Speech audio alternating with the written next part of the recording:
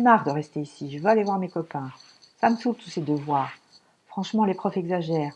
Comment je vais faire pour m'organiser? Je vais jamais arriver à tout faire tout seul. J'imagine que c'est le genre de phrase que vous entendez en ce moment, du matin au soir, dans la bouche de vos enfants ou de vos ados. Qu'est-ce qu'elles ont de spécifique, ces phrases? Elles traduisent toutes des émotions compliquées, de la tristesse, de la peur, de la colère, et il est bien légitime, dans des moments particuliers, des moments difficiles, de ressentir toutes ces émotions. Par contre, il y a une règle d'or en communication à connaître si on ne veut pas que la communication soit compliquée et risquer parfois des dérapages. Quand quelqu'un vit des émotions compliquées comme de la tristesse, de la peur et de la colère, eh bien, il a juste besoin d'avoir en face de lui quelqu'un qui lui montre, par son attitude et ses paroles, qu'il comprend ce qu'il est en train de vivre. Et l'intérêt, si on arrive à manifester ça envers nos enfants et nos ados, c'est qu'ils vont s'apaiser et qu'après on pourra discuter. Au lieu de dire, par exemple, eh bien, fais ton travail tout de suite, comme ça tu seras tranquille après, ou encore, mais enfin, c'est pour tout le monde pareil, tu sais bien que tout le monde est coincé à la maison en ce moment, eh bien, on va essayer de faire preuve d'empathie. Comment? On va jouer le rôle d'un miroir. Oui, oui, un miroir. Vous savez, celui que vous avez dans la salle de bain et dans lequel vous vous regardez le matin. C'est quoi son rôle? C'est de vous envoyer votre reflet. Eh bien là, on va faire la même chose. On va refléter les émotions que les enfants ressentent.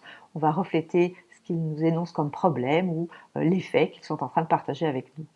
Au lieu de dire à un enfant, fais ton travail maintenant, comme ça tu seras tranquille, on peut essayer de lui dire, hey, ça a l'air compliqué pour toi d'avoir beaucoup de travail en ce moment.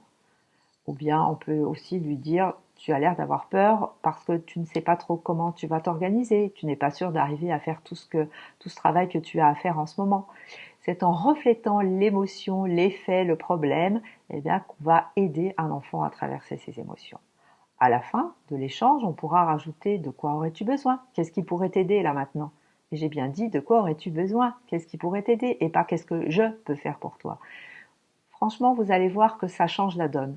Entre avoir un parent qui dit fais ton travail maintenant, tu seras tranquille après, ou bien c'est pour tout le monde pareil, et un parent qui dit ça a l'air compliqué pour toi en ce moment, je vois que tu te sens submergé par tes devoirs, c'est tellement nouveau pour les ados et ça va vraiment les aider à s'apaiser et à sentir qu'ils ont face à eux un adulte qui comprend ce qu'il est en train de vivre et que c'est compliqué.